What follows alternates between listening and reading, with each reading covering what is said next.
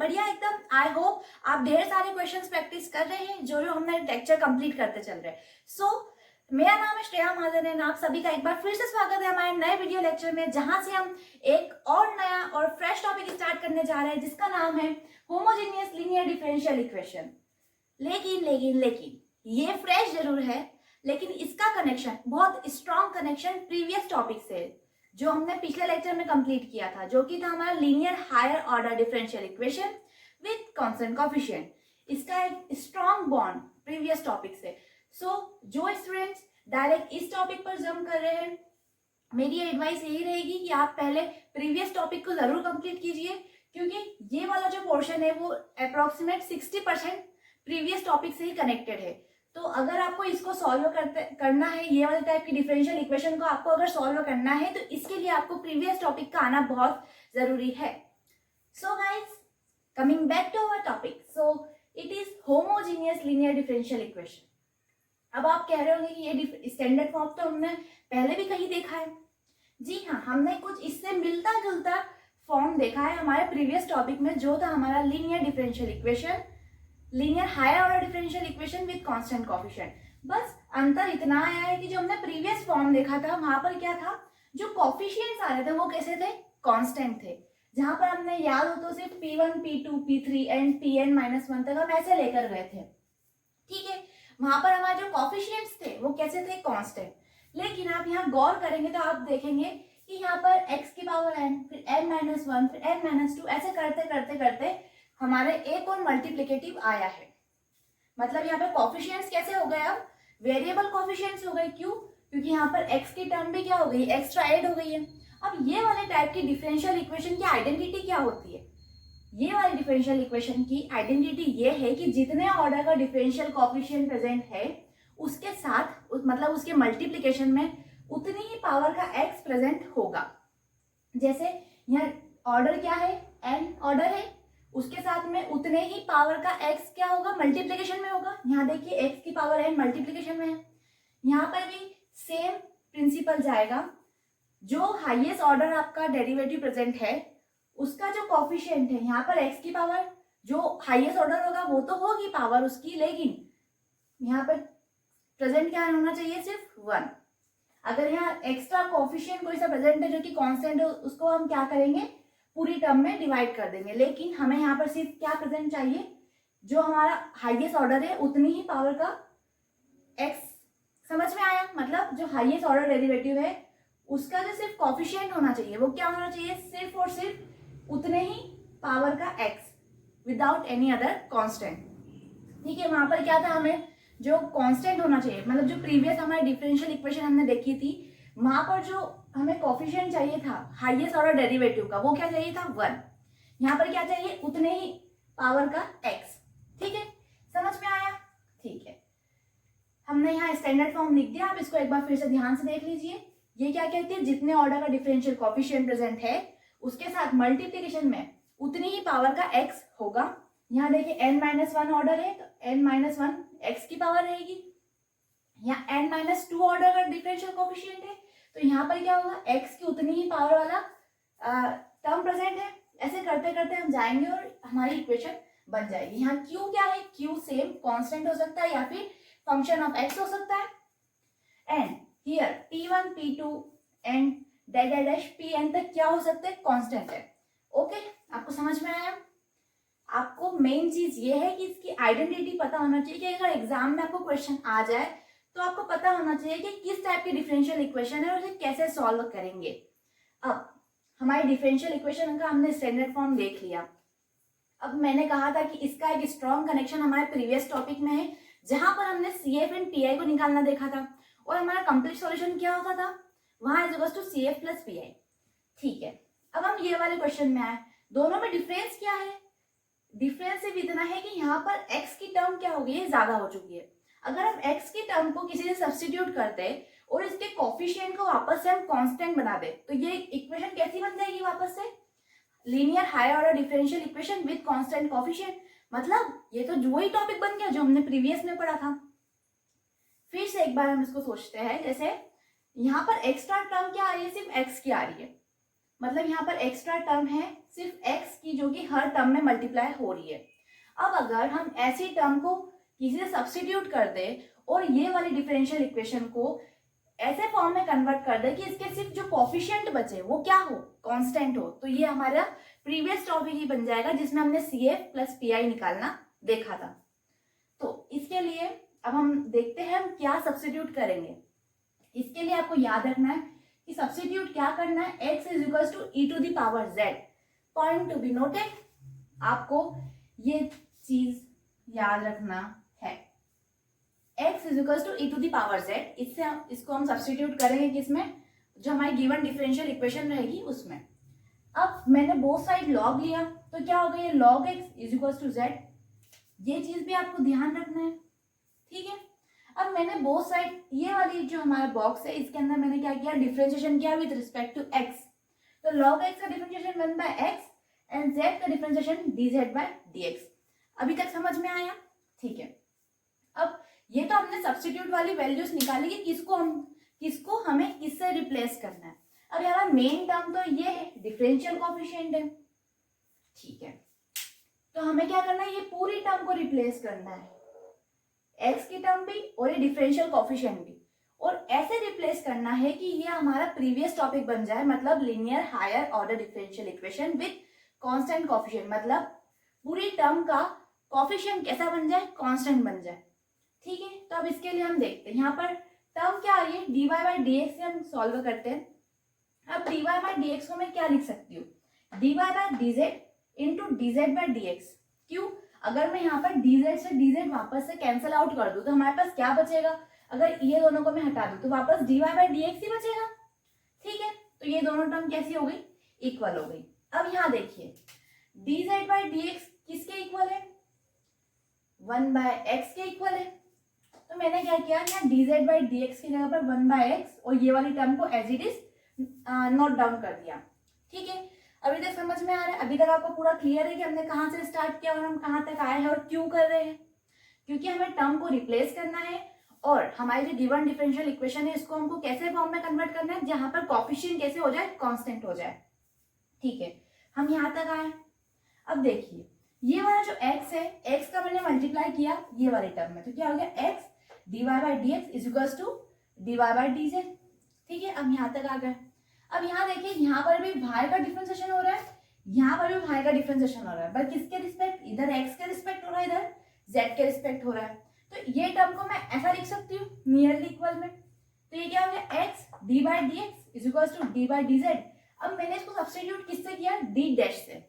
अगर आप बुक्स, मतलब अलग अलग बुक्स में अलग अलग वेरिएबल से इसको सब्स्टिट्यूट किया गया है, लेकिन कुछ बुक्स में इसको d से ही सब्स्टिट्यूट किया है, पर मैंने यहाँ d' से इसलिए सब्स्टिट्यूट किया क्योंकि हमने जो प्रीवियस हमारा टॉपिक कंप्लीट किया था वहां पर भी हमने सब्स्टिट्यूशन किससे किया था, d से किया था। तो आपको कंफ्यूजन क्रिएट ना हो इसलिए मैंने यहाँ पर जो नया वेरिएबल लिया है उसको लिया है मैंने d'। आप चाहो तो वापस इसको d से सब्स्टिट्यूट कर सकते हो, मैंने सिर्फ इसीलिए किया है ताकि आपको कंफ्यूजन ना हो कि वहां पर भी d था यहाँ पर भी d है, तो आप थोड़ा सा कंफ्यूज हो सकते हो, इसीलिए मैंने यहाँ पर एक नया वेरिएबल लिया जिसको हमने डिनोट किया d' से, उसको सब्स्टिट्यूट कर दिया ये टर्म से। अब मैं अगर यहाँ पर y लगा दूं, ये वाली पूरी टर्म d' के इक्वल है, मैंने यहाँ y लिखा तो ये क्या हो गया, अब ये टर्म d' के इक्वल है, y यहाँ लिखी तो y यहाँ पर भी लिख देंगे, तो ये किसके इक्वल हो जाएगा, x dy/dx किसके इक्वल हो गया, d' इंटू y के। समझ में आया, ठीक है। अब हमको ऐसी ही टर्म चाहिए जहां पर जितने ऑर्डर का डिफरेंशियल कोएफिशिएंट प्रेजेंट हो उतने ही पावर का x साथ में मल्टीप्लाई में हो। यहाँ देखिए ऑर्डर 1 था तो x की पावर भी क्या है 1, वो किसके इक्वल आ गया, d' y के इक्वल। सिमिलरली जब आप दूसरी पावर्स के लिए भी करोगे तो क्या होगा, जैसे x² d²y/dx², ये जब आप सॉल्व करोगे तो किसके इक्वल आएगा, d'-1 y। फिर आप x³ के लिए सॉल्व करोगे तो ये क्या आएगा, d'-1 d'-2 इंटू y। आप 4 के लिए सॉल्व करोगे तो ये क्या होगा, d'-1 d'-2 d'-3 into y। मतलब यहाँ पर जो भी हाईएस्ट ऑर्डर है उसके 1 माइनस तक चल जाएगा, 5 आ जाएगा तो d'-1 -2 -3 -4 तक। तो इसका हम जनरल सॉल्यूशन लिखते हैं। आपको ये पूरा समझ में आ गया, कि कहाँ से क्यों हमने सब्स्टिट्यूट किया एंड क्यों हमने x is equal to e to the power z लिया, ये तो आपको याद रखना पड़ेगी। ये दो चीज आपको याद रखनी पड़ेगी, क्यों कैसे किसको किससे हमने सब्स्टिट्यूट किया है। बाकी आपको पूरा समझ में आ गया। अब इसका हमें जनरल फॉर्मूला देख लेते हैं कि कब कौन सी टर्म किसके इक्वल होगी। ठीक है, तो इसको मैं रब करती हूँ, आप इसे नोट डाउन कर लीजिए।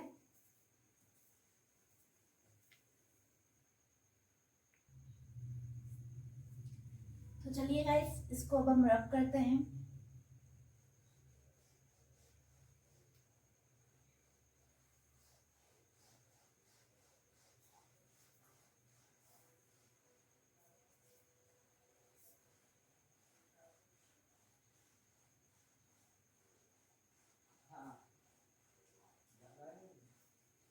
तो चलिए, ये हो गया रब। इतनी स्पेस काफी है उस फॉर्मूले को लिखने के लिए।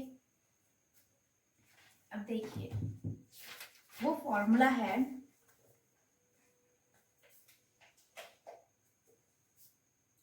x की power n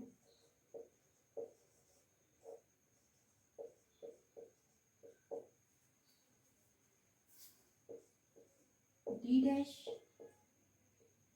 dash minus 1 d dash minus 2 and dash d dash minus of n plus 1 into 5। ये है हमारा फॉर्मूला, जिसके थ्रू हम क्या करेंगे, हमारे गिवन डिफरेंशियल इक्वेशन में रिप्लेसमेंट करेंगे। ठीक है, जैसे यहाँ पर x की पावर अगर 5 है, यहाँ पे d की पावर भी 5 हो जाएगी, तो ये इसके अकॉर्डिंग क्या आ जाएगा, d dash minus 1 d dash minus 2 then d dash minus n की वैल्यू क्या है 5। पहले यह वाली टर्म भी आएगी d dash minus 1 d dash minus 2 d dash minus 3, then इसके बाद टर्म कौन सी आ जाएगी हमारी d डैश। मतलब आपको ध्यान रखना है, अगर यहाँ 5 है तो 5 टर्म्स आएगी, 1 2 3 4 एंड 5। तो 1 हो गई, 2 हो गई, 3 हो गई, 4 हो गई, 5वें टर्म के लिए हम क्या करेंगे, ये वाली टर्म का यूज करेंगे। तो d डैश माइनस n की वैल्यू क्या है, यहाँ पर 5 है, तो यहाँ हम 5 लिखेंगे, प्लस 1 इंटू है, ये क्या हो जाएगा माइनस ऑफ 4, तो ये आ गया हमारा माइनस ऑफ 4। ठीक है, आपको समझ में आया। आपको यहाँ ध्यान रखना, जितनी पावर रहेगी उतनी टर्म आएगी, 1 2 3 4 5। यहाँ भी देखिए 3 था तो 1 2 3, 4 था तो 1 2 3 4 टर्म्स। ठीक है, समझ में आया। अब हम क्या करेंगे, इसके बाद जब आपने ये इसको सब्स्टिट्यूट कर लिया, तो सेम प्रोसेस जो हमने प्रीवियस टॉपिक में करी थी कि हमने एफ डी अलग निकाला था, हमने प्रीवियस टॉपिक में कुछ इस टाइप का फॉर्म बनाया था, तो आपने एफ डी को अलग निकाला था। सेम प्रोसेस में यहाँ पर हम क्या करेंगे, डी डैश का फंक्शन अलग निकालेंगे। तो हम क्या करेंगे, एफ डी डैश का फंक्शन निकालेंगे, यहाँ से एफ डी डैश का फंक्शन निकलेगा। फिर सेम प्रोसेस होगी, आपको ऑक्सिलरी इक्वेशन बनाना है, सी एफ निकालना है, पी आई निकालना है, लेकिन आपका जो पी आई और सी एफ निकलेगा वो आपको किस फॉर्म में लेना है, एक्स के फॉर्म में लेना है, क्योंकि हम सब्स्टिट्यूट करेंगे तो वो कैसा हो जाएगा, जेड के फॉर्म में कन्वर्ट हो जाएगा। लेकिन आप जब मेन आंसर दोगे तो आपको जो आंसर रहेगा वो एक्स के फॉर्म में देना है। तो इसमें भी सी एफ के रूल्स वही है, पी आई के रूल्स भी वही है। सी एफ में जो जो हमने रूल्स डिस्कस किए थे, सेम रूल्स यहाँ पर भी एप्लीकेबल होंगे, एंड पी आई में जो हमने रूल्स डिस्कस किए थे वो यहाँ पर एप्लीकेबल होंगे। तो अब हम डायरेक्ट विदाउट रूल्स को वापस से नहीं देखते हुए हम डायरेक्ट क्वेश्चंस पे जंप करते हैं। इस जो टॉपिक है इसमें हम थोड़े कम क्वेश्चन डिस्कस करेंगे, क्योंकि ये सारे क्वेश्चन पर आपको यहाँ तक आना चाहिए। मतलब आप एफ डी डैश वहाँ इज टू क्यू आपने बना लिया तो आपका वही प्रीवियस क्वेश्चन बन जाएगा, आपको सेम मेथड से सॉल्व करना है। तो इसमें हम 2 से 3 क्वेश्चन डिस्कस करेंगे, उसके बाद आपको प्रैक्टिस करना है वो क्वेश्चंस। तो ठीक है, अब हम लेते हैं हमारा पहला क्वेश्चन। ठीक है,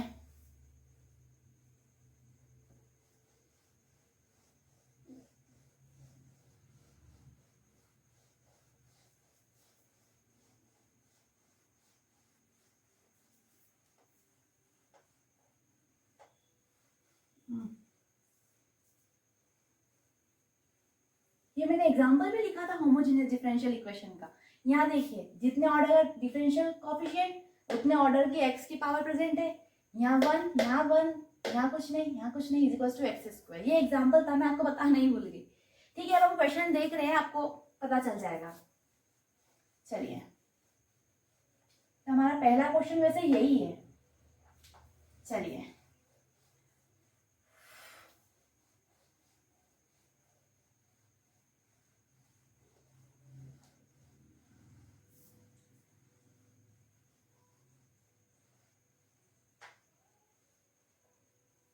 हमारा पहला क्वेश्चन लेते हैं हम।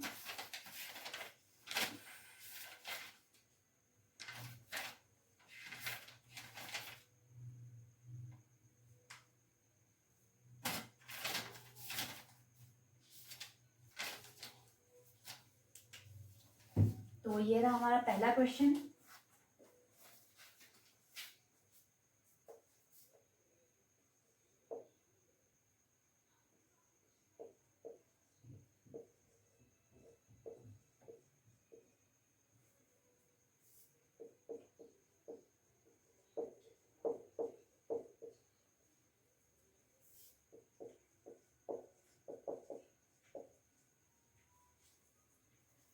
Square t square y by d x square plus 2x d y by d x minus 25 equals to x square. ठीक है, आप इसको ट्राई करना चाहोगे क्या? चलिए, हम ही करते हैं इसको। सबसे पहले आपको क्या करना है, इक्वेशन को पहचानना है, ये कौन सी टाइप की इक्वेशन है। अब यहाँ देखिए, जितने ऑर्डर का डिफरेंशियल कोएफिशिएंट है उतने ही पावर का x साथ में मल्टीप्लाई में है। यहाँ पर भी सेम वही है, यहाँ पर भी है, यहाँ पर भी है, ओ सॉरी यहाँ पर है।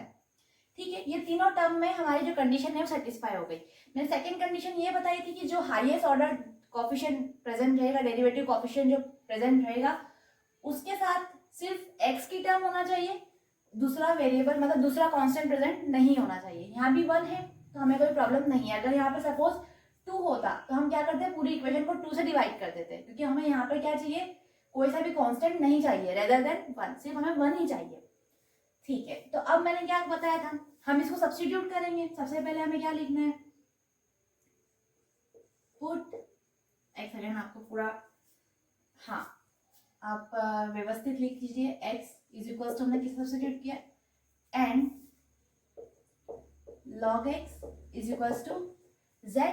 मैंने कहा था आपको ये वाली बात याद होना चाहिए, हमने किसको किससे सब्स्टिट्यूट किया था। ठीक है, अब इसको हम डायरेक्ट लिख सकते हैं, एक्स स्क्वायर को क्या करेंगे, मैंने फॉर्मूला बताया था, ये किसके इक्वल हो जाएगा, डी डैश माइनस 1 वाई, ये किसके इक्वल हो जाएगा, प्लस 2 एज इट इज। ये वाली टर्म किसके इक्वल होगी, डी डैश के, जितनी एक्स की जितनी पावर उतनी टर्म्स, यहाँ 2 पावर, यहाँ 2 terms, 1 power 1 term.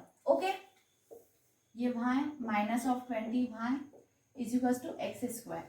Same process हम क्या करेंगे, यहाँ पर डी डैश का फंक्शन बनाएंगे। मैंने आपको बताया था कि प्रीवियस टॉपिक में हमने डी का फंक्शन अलग किया था, यहाँ पर हम क्या करेंगे, डी डैश का फंक्शन अलग करेंगे। ओके, ये हो जाएगा D dash minus 1 plus 2 D dash minus 20 into में Y is equal to x square. ये क्या बन गया, हमारा डी डैश का फंक्शन बन गया। अब इसको हम मल्टीप्लाई भी कर ही देते हैं, ये क्या हो जाएगा, डी डैश का स्क्वायर, डी डैश का square minus of D dash, ये देखिए इसमें इसका मल्टीप्लाई किया, डी डैश का स्क्वायर माइनस डी डैश। ठीक है, अब इसको फर्दर सॉल्व करेंगे तो क्या हो जाएगा, minus of D dash plus 2 D dash, तो ये क्या हो जाएगा, प्लस का डी डैश, इसको हटाया और यहाँ लिखा प्लस का डी डैश माइनस का 20 इंटू वाई। ठीक है, ये बन गया हमारा एफ डी डैश। अब मैंने क्या बताया था, सेम प्रोसेस करना है हमको। अब यहाँ पर C F and P I निकालना है, तो सी एफ के लिए हम क्या करेंगे, ऑक्सिलरी इक्वेशन का फॉर्मेशन करेंगे। ऑक्सिलरी इक्वेशन क्या हो जाएगी, m square plus m minus of 20। अब इसके रूट्स हमें निकालना है, तो एक इसमें ब्रेक होगा 5 and 4, ठीक है, m square plus 5m minus 4m minus 20 is equal to 0। ये हो जाएगा m कॉमन लिया, m प्लस 5 माइनस का 4 कॉमन लिया, ये हो जाएगा m plus 5 is equal to 0। हमारे पास दो वैल्यूज क्या आई, m is equal to minus of 5 and m is equal to 4। हमारे पास वैल्यूज कैसी है, रियल एंड डिस्टिंक्ट है, तो इसके लिए CF का फॉर्मूला क्या लगेगा,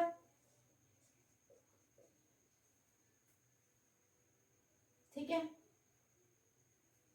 अब आपको एक बात ये ध्यान रखना है कि आपको ये वाली राइट हैंड साइड भी आपको चेंज करना रहेगी। मैं यहाँ पर आपको बताना भूल गई। अब हमने जब इसको सब्स्टिट्यूट कर दिया है x is equal to e to the power z से, तो आपको पूरी टर्म को सब्स्टिट्यूट किस में करना है, चेंज किस में करना है, z के फॉर्म में करना है।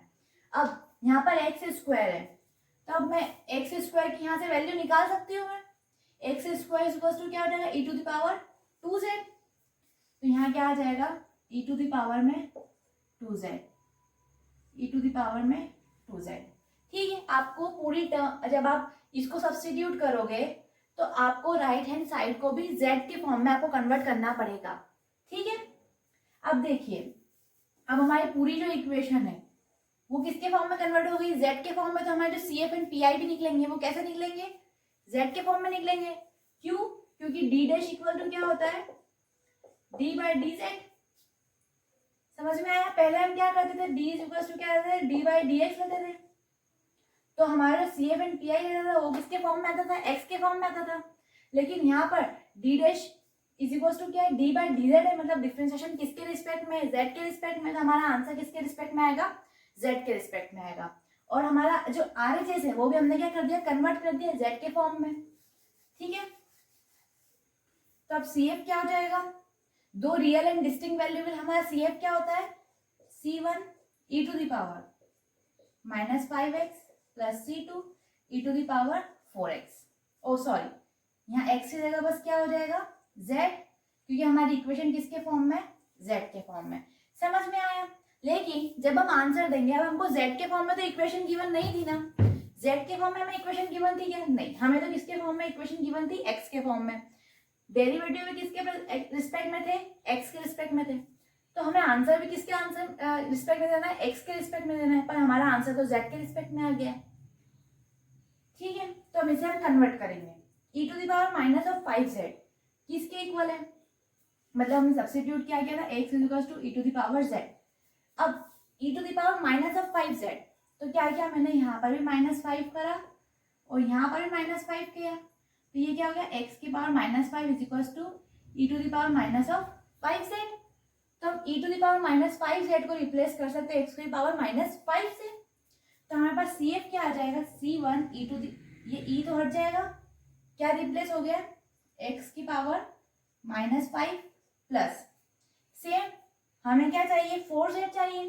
तो मैंने क्या किया, बोथ साइड पावर 4 कर दी, तो ये किसके इक्वल आ गया, x की पावर 4 के इक्वल आ गया। तो ये क्या हो गया, C2 x की पावर 4, ठीक है। ये हमारा आ गया CF। समझ में आया, हमने पूरी गिवन डिफरेंशियल इक्वेशन को पहले किसके रिस्पेक्ट चेंज किया, z के रिस्पेक्ट चेंज किया। फिर जब हमने z के रिस्पेक्ट चेंज कर दिया तो हमारी डिफरेंशियल इक्वेशन कैसी बन गई, हमने जो प्रीवियस टॉपिक कंप्लीट किया था वैसी। उसके बाद हमको सेम प्रोसेस फॉलो करना है जैसे हमने प्रीवियस में की थी, CF और PI निकालने की। हमने CF निकाला, CF हमारा किसके फॉर्म में निकला, z के फॉर्म में निकला। लेकिन हमारी जो गिवन डिफरेंशियल इक्वेशन थी वो तो x के रिस्पेक्ट में थी, तो हमें क्या करना है, वापस से जब हमारा नेट आंसर रहेगा उसमें हमको z को नहीं लेना है, मतलब उसको हटा कर जाना रहेगा। तो z को हम कैसे हटाएंगे, जो हमने सपोज किया है उसकी हेल्प से। अब देखिए हमें PI निकालेंगे हम यहाँ पर, चलिए हम PI निकालते हैं। आप PI ट्राई करोगे क्या, चलिए आप ट्राई कर लीजिए PI को, मैं पानी पी लेती हूँ।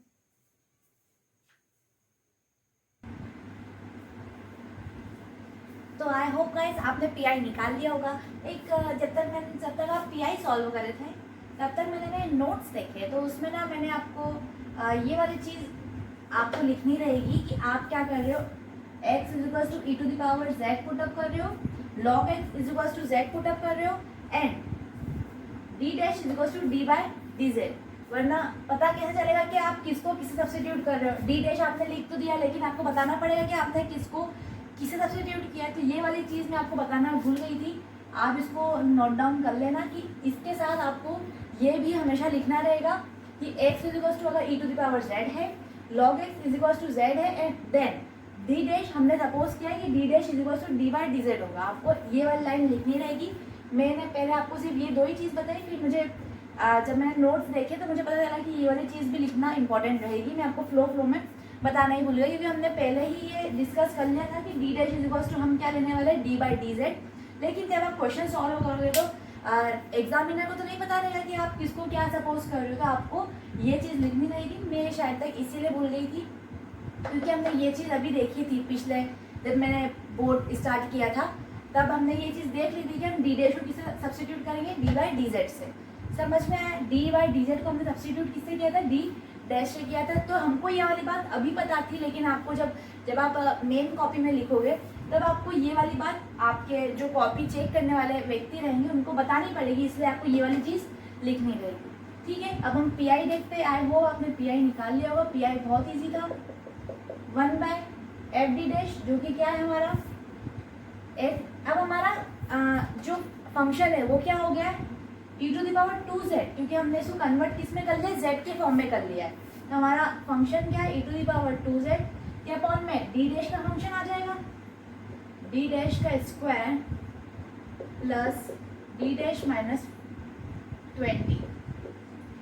ठीक है, इसको हम सॉल्व करेंगे। सेम पी आई का rule, e to the power x वाला जो हमने रूल पढ़ा था यहाँ एप्लीकेबल कैसे हो जाएगा, az। ठीक है, तो हम पुटअप क्या करेंगे, ये हो जाएगा e to the power 2z। यहाँ पुटअप करेंगे हम 2 का स्क्वायर। क्यों, इसके लिए आपको प्रीवियस वीडियो देखना पड़ेगी, ये रूल है। तो ये क्या हो जाएगा, 2 का स्क्वायर प्लस 2 माइनस 20।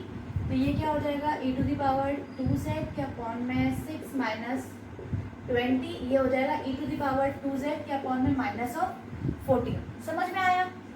ठीक है, अब लेकिन हमारा जो पी आई है वो किसके फॉर्म में, z के फॉर्म में। मैंने क्या कहा, आपको आंसर x के फॉर्म में देना है। तो हमने सपोज क्या किया है, x is equal to e to the power z। ठीक है, तो x square is equal to क्या हो जाएगा, e to the power 2z। यहाँ 2z की नीचे हमारा पी आई क्या हो गया है, x स्क्वायर के अपॉन में माइनस ऑफ 14। तो हमारा कंप्लीट आंसर क्या हो जाएगा, हमारा कंप्लीट सॉल्यूशन लिख देते हैं, CF plus P I. CF क्या है, C1 x की power minus 5 plus C2 x की power 4 minus x square by 14। ठीक है, ये हमारा क्या हो रहा है, कंप्लीट आंसर। आंसर आपको हमेशा x के फॉर्म में देना है, और जब भी आप सॉल्व करोगे तो आपको ये तीनों चीज़ें क्वेश्चन में लिखनी रहेगी।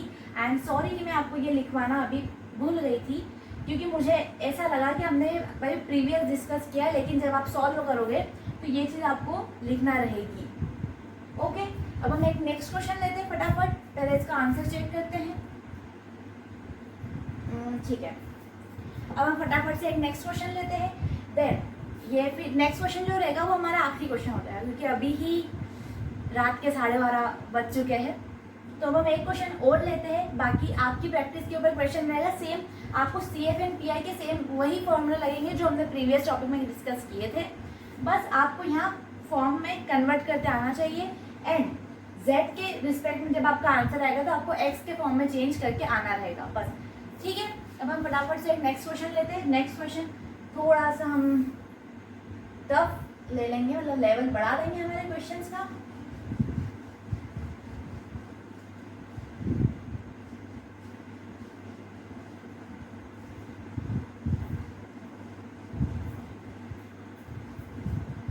चलिए एक क्वेश्चन और लेते हैं, फिर इस वीडियो को यहीं पर हम स्टॉप करेंगे।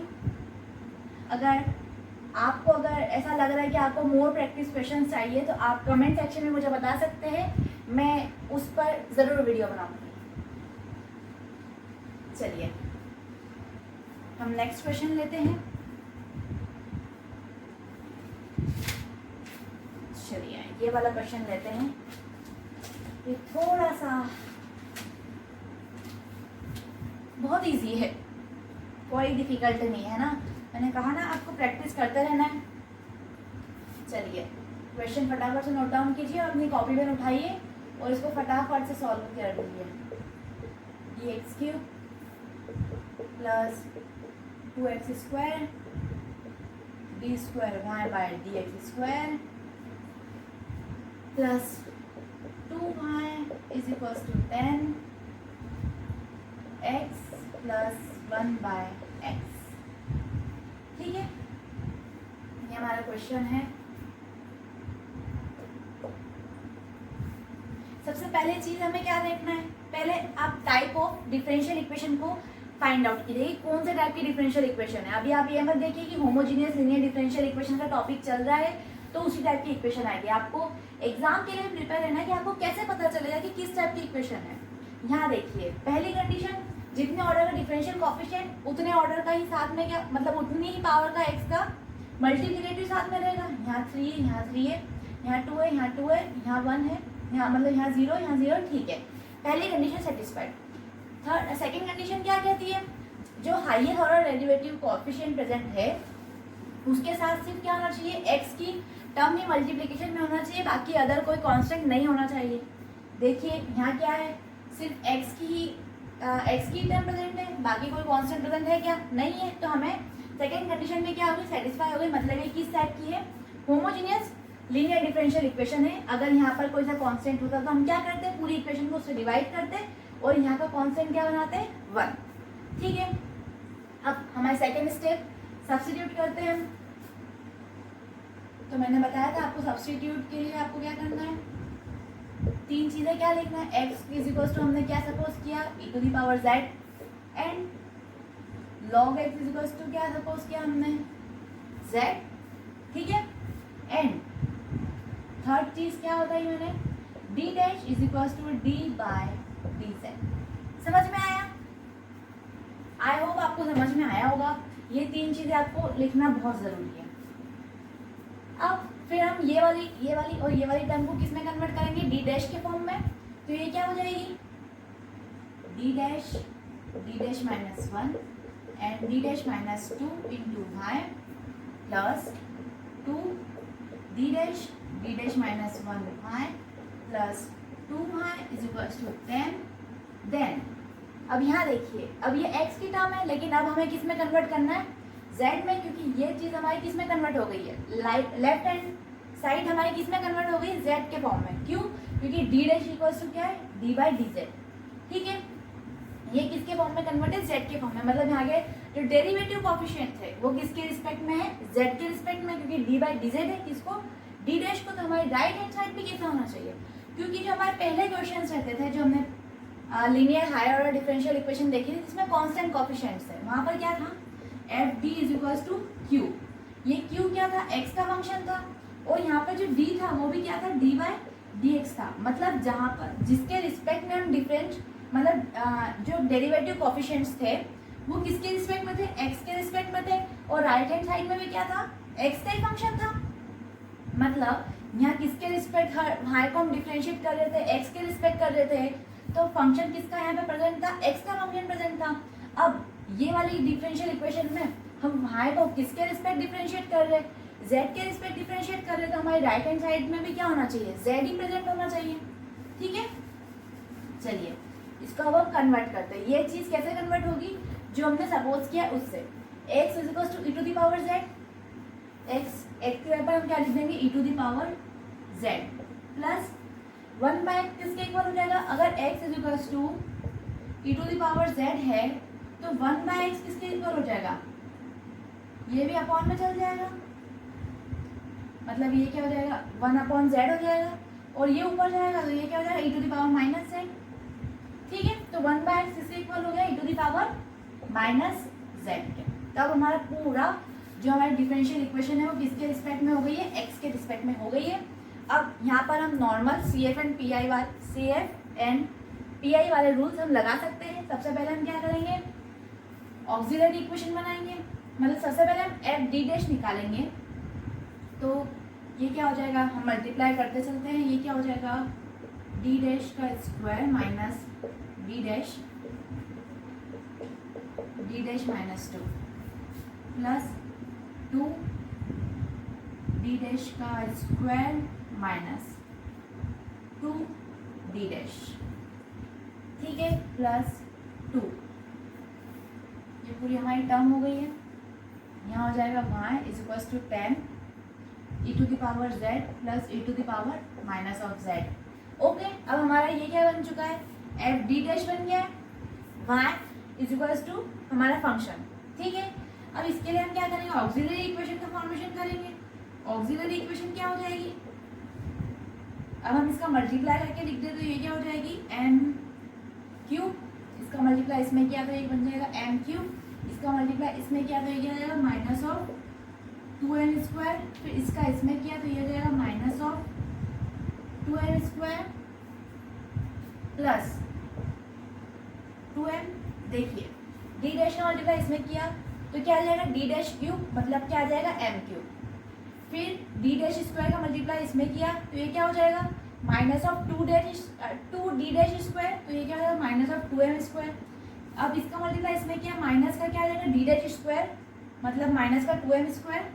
अब इसका मल्टीप्लाई इसमें किया तो क्या आ जाएगा प्लस का 4 डी डैश, मतलब एक सेकेंड, इसका मल्टीप्लाई इसमें किया तो ये क्या हो जाएगा प्लस का 4 डी डैश, 4 डी डैश नहीं होगा 2 डी डैश होगा, इसका मल्टीप्लाई इसमें किया तो क्या होगा 2 डी डैश हो जाएगा, तो ये क्या होगा 2m, ठीक है। इसको हम सॉर्ट आउट यहीं पर कर देते हैं, ये क्या हो जाएगा माइनस ऑफ 4m स्क्वायर, तो इसको मैं हटा कर लिख देती हूँ माइनस ऑफ 4m स्क्वायर, और ये क्या हो जाएगा प्लस का 2m, ठीक है। सेम यहाँ पर अब हम देखते हैं ये क्या हो जाएगा प्लस का 2m स्क्वायर माइनस का 2m प्लस 2 इज इक्वल टू 0। ओके, अब देखिए प्लस का 2m माइनस का 2m क्या हो जाएगा, कैंसिल आउट हो जाएगा। अब हमारे पास टर्म क्या बची है, सिर्फ m क्यूब माइनस का 4m स्क्वायर प्लस का 2m स्क्वायर क्या हो जाएगा minus of 2m square plus 2 is equal to 0। हमारे पास ये हमारी ऑक्सिलरी इक्वेशन आई है। एक बार हम ऑक्सिलरी इक्वेशन चेक कर लेते हैं कि हमारी ऑक्सिलरी इक्वेशन सही आई है।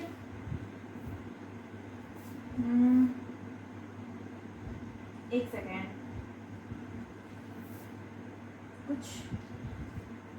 कुछ मिस्टेक हो गई है क्या हमारे नोट्स में, देखते हुए। एक सेकेंड, आप मैं वीडियो पॉज करती हूँ, मिस्टेक देखती हूँ कहाँ हो गई है।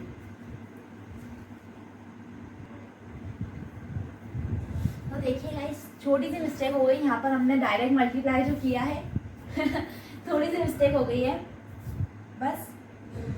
जैसे एक सेकेंड, एक छोटी सी टर्म में मैंने 2 लगा दिया है। जैसे मैंने आपको बताया ये टर्म का इसमें मल्टीप्लाई किया तो क्या है डी डैश क्यूब, तो हो गया एम क्यूब। इसका इसमें मल्टीप्लाई किया तो क्या है हमारे पास माइनस ऑफ 2 डी डैश का स्क्वायर, मतलब 2m minus of 2m square, ठीक है। हमारे पास ये टर्म आई। अभी सब डायरेक्ट यहाँ देख रहे हैं ना, फिर इसका मल्टीप्लाई इसमें क्या था, क्या हुआ minus of D dash square, मतलब माइनस ऑफ m स्क्वायर आया, और हमने यहाँ पर गलती से क्या कर दिया था माइनस ऑफ 2m स्क्वायर कर दिया था। यहाँ पर हमने 2 लगा दिया था जहाँ पर हमारा 4m स्क्वायर आ गया। ये छोटी छोटी सी मिस्टेक आपको नहीं करना है, वो बहुत डायरेक्ट मैं यहाँ से यहाँ की तो इस वजह से शायद तक हो गई होगी। तो आप इसको, आई होप आपने ये सही किया होगा, है ना। तो यहाँ पर हमारा आंसर क्या हो जाएगा, सिर्फ हमारे पास m स्क्वायर बचेगा, तो क्या होगा माइनस ऑफ 2m स्क्वायर, और माइनस का m स्क्वायर कितना हुआ माइनस ऑफ 3m स्क्वायर। तो यहाँ पर बस ये छोटी सी मिस्टेक थी, लेकिन आपको ये छोटी सी मिस्टेक भी नहीं करना है, क्योंकि इससे आंसर भी गलत आ सकता है। इसीलिए मैं थोड़ी सी हेजिटेशन, क्योंकि ये सारे क्वेश्चंस मैं कॉपी में प्रैक्टिस करती हूँ कि आपको कैसे समझाना है, क्या करना है, और फिर बोर्ड पे थोड़ी सी हेजिटेशन तो हो ही जाती है। ये मेरा एकदम स्टार्टिंग बिगनिंग मोड चल रहा है, तो आप थोड़ा सा प्लीज़ कोऑपरेट कीजिएगा। तो चलिए, हमारे पास क्या हुआ, ये टर्म तो कैंसल आउट हो ही गई है। ये क्या बचा, m cube minus 3m square plus 2m square क्या बचा minus of m square plus 2 is equal to 0। ये हमारी क्या आ गई, ऑक्सिलरी इक्वेशन आ गई। लेकिन कैसी वाली इक्वेशन आई है, ये किस टाइप की है, ये क्यूबिक इक्वेशन है। अब क्यूबिक इक्वेशन को मैंने आपको सॉल्व करना बताया था। जो हमारे पास इधर कांस्टेंट प्रेजेंट है उसको आपको क्या करना है, उसके आसपास के आपको फैक्टर्स चुनने हैं और फिर क्या करना है, उसको 1 बाय 1 सेटिस्फाई करवाना है। जो फैक्टर इस ऑक्सिलरी इक्वेशन को सेटिस्फाई करेगा वो इसका क्या होगा, रूट होगा। तो हम देखते हैं 1 बाय 1 2 है, तो हम -1 -2 0 1 एंड 2 ये 5 वैल्यूज को लेंगे। तो हम 1 बाय 1 करते हैं। सबसे पहले मैंने रखा 0 0, तो ये क्या बचा 2, सेटिस्फाई हुई क्या, नहीं, तो ये टर्म तो हट गई। फिर 1 को रखते हैं हम, तो ये क्या हुआ 1 -1 कितना हुआ 0 + 2, तो ये भी सेटिस्फाई नहीं कर रहा है। फिर 2 को देखते हैं, तो ये क्या हुआ 8 -4, तो ये भी सेटिस्फाई नहीं कर रहा है। अब हम चलते हैं -1 की तरफ, ये क्या हो जाएगा -1, ये क्या हो जाएगा -1 + 2 = 0। तो ये वाली हमारे -1 इसको सेटिस्फाई कर रहा है, तो ये वाली इक्वेशन का रूट क्या हुआ है, m = -1, क्योंकि हमारा जो -1 है वो ये वाली टर्म को सेटिस्फाई कर गया। तो हमारा एक रूट क्या हुआ, m = -1। फिर हम क्या करते थे, एक फैक्टर बनाते थे, तो ये क्या बन गया m + 1 = 0। तो ये हमारा क्या हो गया, एक फैक्टर हो गया। अब यही फैक्टर से हम क्या करेंगे, ये ऑक्सिलरी इक्वेशन को डिवाइड करेंगे, जिससे हमें क्या मिलेगी, एक क्वाड्रेटिक इक्वेशन मिलेगी। और वो क्वाड्रेटिक इक्वेशन को सॉल्व करके हमें बाकी के क्या मिलेंगे, 2 रूट्स मिल जाएंगे। तो अब हम इसको सॉल्व करते हैं, ठीक है। मेरे पास इक्वेशन है m + 1 से डिवाइड करना है किसे, m³ - m² + 2 को, ठीक है। अब हम इसे डिवाइड करते हैं। सबसे पहले होगा m², तो यहाँ आ जाएगा m³, इधर मल्टीप्लाई किया तो ये आ जाएगा प्लस का m², माइनस माइनस ये हो जाएगा -2m² + 2। अब हम यहाँ करेंगे माइनस के 2m का मल्टीप्लाई, तो ये क्या हो जाएगा -2m²। एक सेकेंड, कुछ मिस्टेक हो रही है क्या? नहीं, कुछ मिस्टेक नहीं हो रही है। अब इसका मल्टीप्लाई इसमें करेंगे तो ये क्या हो जाएगा -2m, ये क्या हो जाएगा प्लस, ये भी हो जाएगा प्लस, तो ये वाली टर्म तो क्या हो गई, कैंसिल आउट हो गई। अब यहाँ क्या बचा है 2m + 2, 2m + 2। अब हम यहाँ करेंगे +2 का मल्टीप्लाई करेंगे, तो ये क्या आ जाएगा 2m + 2, ये भी माइनस, ये भी माइनस, हमारे पास आंसर क्या आ गया 0। मतलब अगर हमारा डिवाइड का आंसर 0 आ गया, मतलब ये हमारा जो फैक्टर है वो सही है। अब ये जो हमारी क्वाड्रेटिक इक्वेशन बनी है, अब इसका हमें क्या करना है, यूज करके बाकी के 2 रूट्स को निकालना रहेगा, ठीक है। चलिए अब हम बाकी के 2 रूट्स को निकालते हैं।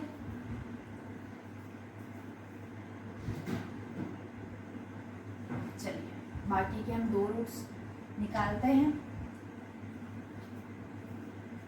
तो हमारी इक्वेशन क्या है, m² - 2m + 2, m² - 2m + 2 = 0। अब ये इक्वेशन डायरेक्ट फैक्टर में डिवाइड नहीं हो रही है, तो हमें कौन सा फार्मूला यूज करना पड़ेगा, क्वाड्रेटिक फार्मूला। तो उसके अकॉर्डिंग m की वैल्यू क्या होगी, -b मतलब +2 ± b² 4 4ac, 4a की वैल्यू है 1, इसकी वैल्यू है 2 बाय 2, तो ये क्या हो जाएगा 2 ± 4 - 8, 4 - 4 2 8, ये क्या हो जाएगा -4, तो ये हो जाएगा -4, 4 रूट से बाहर आ जाएगा, और माइनस रूट में -1 क्या हो जाएगा आयोटा, तो इसको हम लिख सकते हैं 2 आयोटा बाय 2। तो हमारे पास वैल्यू क्या आई 1 ± i, ठीक है। तो हमारे रूट्स बाकी ये 2 क्या है, मतलब m की वैल्यू एक तो हमारी आई -1, और बाकी क्या दूसरी 2 वैल्यूज क्या है, ये 1 ± i, मतलब 1 + i भी है और 1 - i भी है। तो इसका CF क्या निकलेगा, इसके लिए तो सिंपल है C1 e⁻⁻z। z क्यों, हमारी जो गिवन डिफरेंशियल इक्वेशन है उसको हमने कन्वर्ट किसके फॉर्म में किया है, z के रिस्पेक्ट में किया है, ठीक है। अब हमारे जो कॉम्प्लेक्स रूट्स होते हैं तो उसके लिए हमारा फॉर्मूला क्या होता है, e⁻⁻x मतलब 1z हो जाएगा, तो ये z हो जाएगा C1 cos βx, तो बीटा की जगह पर क्या लिखेंगे हम 1, क्योंकि यहाँ 1 है, और x की जगह पर क्या लिखेंगे z, क्योंकि बस डिफरेंस इतना है कि वहाँ पर x के फॉर्म में हमारे फॉर्मूले थे और आपको यहाँ पर उसको z के फॉर्म में यूज करना है। ठीक है, आई होप आप इतना तो कर लोगे कि z के फॉर्म में अगर फॉर्मूले है, x के फॉर्म में अगर फॉर्मूले है तो आपको z के फॉर्म में उसे यूज करना है। आप देखिए हम क्या यूज करते थे, हमारा कुछ ये वाला फॉर्म होता था c1 cos beta x plus c2 sin beta x।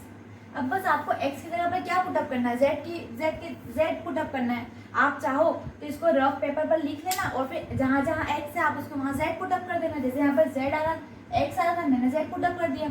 यहाँ अल्फा की वैल्यू 1 है और बीटा की वैल्यू भी क्या है 1 है, तो ये क्या हो जाएगा cos z plus c2 sin z। ठीक है, ये हमारा CF आ गया। लेकिन यहाँ हमारे रूट्स कितने हैं 3, तो हमें क्या करना है, कांस्टेंट में कितने यूज करना है 3। अब हमने c1 का इस्तेमाल तो कर लिया है, तो इसको मैं दे देती हूँ c2 एंड इसको दे देते हैं हम c3। अब हमारा CF तो निकल गया, लेकिन किस फॉर्म में निकला है, z के फॉर्म में निकला है। तो अब हमें क्या करना है, x के फॉर्म में इसको कन्वर्ट करके देना है। ठीक है, अब हम इसे भी करते हैं, इधर साइड में रब कर देती हूँ।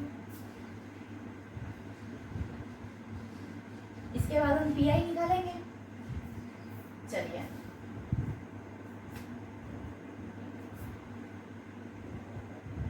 तो हमारा CF क्या निकलेगा, C1 तो एज इट इज रहेगा। अब अगर x is equals to e to the power z है, तो e to the power minus z किसके इक्वल होगा, देखिए x is equals to e to the power z है, तो e to the power minus z किसके इक्वल हो जाएगा, 1/x के इक्वल हो जाएगा। तो C1 बाय क्या हो जाएगा x प्लस, ठीक है, वापस e to the power z है, e to the power z किसके इक्वल है, x के इक्वल है, तो ये क्या हो जाएगा x आ जाएगा। ओके, C2 cos अब z किसके इक्वल है, log x के इक्वल है, तो अब z की जगह पर हम क्या लिख देंगे, log x plus C3। Same यहाँ पर क्या आ जाएगा, z की जगह पर क्या आ जाएगा log x। तो ये हमारा आ गया CF, किसके फॉर्म में, x के फॉर्म में। अब सिमिलर सेम प्रोसेस से हमें क्या भी निकालना है, PI निकालना है। ठीक है, आप इसको नोट डाउन कर लीजिए, हम अब PI की प्रोसेस देखते हैं। आई होप आपने इसे उतार लिया होगा। चलिए हम देखते हैं PI। PI के लिए हमें किसकी नीड रहेगी, FD डैश की।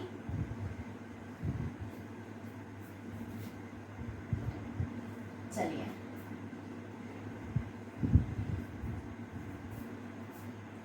तो हमारा PI क्या हो जाएगा, राइट हैंड साइड जो फंक्शन है वो tan e to the power z plus e to the power minus of z के अपॉन में f of d dash. f of d dash हम डायरेक्ट लिखेंगे, अब कोई गलती नहीं होगी। ठीक है, अब हम लेंथी फॉर्म से करेंगे। ये क्या हो जाएगा, d डैश का क्यूब, फिर इसका इसमें मल्टीप्लाई किया तो ये क्या हो जाएगा 2d डैश का square minus of d dash square plus का 2d डैश। ठीक है, एक बार क्रॉस चेक भी हम करेंगे, d डैश क्यूब, इसका मल्टीप्लाई इसमें किया तो माइनस का 2d डैश, इसका इसमें किया तो ये क्या है माइनस का d dash square, then plus 2d dash. As it is बाकी की डिजिट्स क्या आ जाएगी, हमारी सेम आ जाएगी, 2d dash square minus 2d dash plus 2। Got it. अब इसको हम फर्दर मोर सॉल्व करेंगे तो ये क्या हो जाएगा, माइनस का 3d square 3d dash square, तो इसकी जगह पर मैं लिखती हूँ माइनस का 3d डैश स्क्वायर। अब यहाँ 2d डैश स्क्वायर है, यहाँ माइनस का 3d डैश स्क्वायर, तो हमारे पास आंसर क्या बचा, माइनस का d डैश स्क्वायर। ये हो गया माइनस का d डैश स्क्वायर, और ये वाली टर्म भी हमारी क्या हो गई, हट गई। तो अब ये देखिए प्लस का 2d डैश माइनस का 2d डैश क्या हो गया, कैंसिल हो गया, तो ये हट गया, बचा क्या सिर्फ प्लस 2। तो ये हो गया हमारा प्लस 2। समझ में आया। तो अब मैं इसको रब कर देती हूँ ऊपर वाले पोर्शन को, ताकि आपको घिच पीच ना लगे।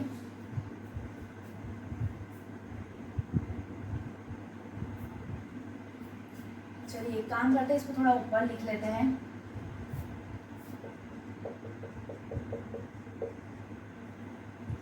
अब मैं क्या कर रही हूँ, ऊपर e to the power z plus e to the, मैं लिख ही देती हूँ, आप नहीं तो कंफ्यूज हो जाओगे, क्या अपॉन में d dash cube minus d dash square plus 2।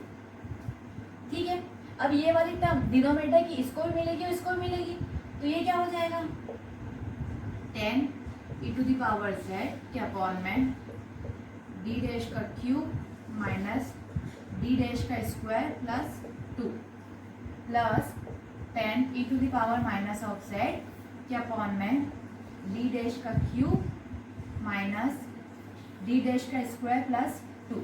Okay, ये वापस से कैसा फॉर्म बन चुका है, e to the power x। अब मैं x के फॉर्म वाले फॉर्मूला किसके रिस्पेक्ट में यूज करना है, z के रिस्पेक्ट में, तो यहाँ सेम वही a की वैल्यू क्या है 1, तो हम इसमें हम पुटअप करेंगे। पहले हम क्रॉस चेक करेंगे कि नीचे वाली टर्म 0 तो नहीं बन रही है, तो क्या हो जाएगा 1 माइनस 1 0 अपॉन में क्या देगा 2। ठीक है,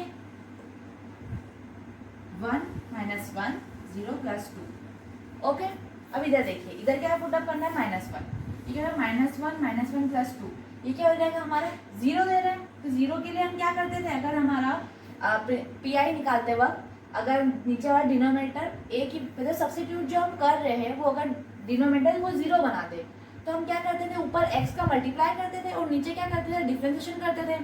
अब वहाँ x का मल्टीप्लाई करते थे, तो यहाँ किसका मल्टीप्लाई करेंगे, हम z का मल्टीप्लाई करेंगे। ठीक है, 10 into z into e to the power minus z, then इसका नीचे क्या करेंगे हम, डिफरेंशिएशन, ये क्या हो जाएगा 3d dash square minus 2d dash. ठीक है, अब वापस से हम d डैश की जगह पर क्या रखेंगे, -1, यहाँ रखा मैंने -1, तो ये क्या हो जाएगा 3 माइनस 2 माइनस 1, तो ये क्या हो जाएगा 3 प्लस 2 5। देखिए -1 रख रहे हैं हम, कुछ नहीं कर रहे, इसका डिफरेंशियल तो क्या हो गया है 0 हो गया है। अब यहाँ पर वापस वैल्यू तो क्या है, a की वैल्यू -1 ही है, तो अब यहाँ पुटअप करेंगे तो 3 इंटू -1 का स्क्वायर क्या हो जाएगा 1 -2 -1, अब ये क्या हो जाएगा प्लस का 2 हो जाएगा, 3 प्लस 2 कितना हो जाएगा 5। अब हम डायरेक्ट यहाँ लिख रहे हैं, यहाँ क्या हो जाएगा 5। समझ में आया? अब क्या करेंगे, हम इसको सिर्फ कैंसिल आउट कर देंगे। तब तक हम आंसर देख लेते हैं कि आंसर हम सही तो चल रहे हैं ना जी, हम बहुत सही चल रहे हैं। तो चलिए इसको हम फर्दर हम और सॉल्व करेंगे। ये क्या हो जाएगा, 10 को 2 से डिवाइड किया तो ये क्या हो गया हमारा 5 e to the power z plus 2z into e to the power minus of z। Okay, अब मैंने क्या कहा था आपको, आंसर किसके फॉर्म में देना है, x के फॉर्म में देना है, तो हमारा पीआई क्या है हो जाएगा 5 e to the power z, e to the power z किसके इक्वल में है, x के इक्वल में, तो 5 ये क्या हो जाएगा x प्लस 2 z किसके इक्वल है, log x के इक्वल है, log x e to the power minus z किसके इक्वल हो जाएगा 1/x, तो हमारे पास टर्म क्या आ गई 5x plus 2/x log x, तो हमारे पास CF भी आ गया और PI भी आ गया, तो हमारा कंप्लीट सॉल्यूशन क्या हो जाएगा y इज इक्वल्स टू, हमारा CF क्या आया था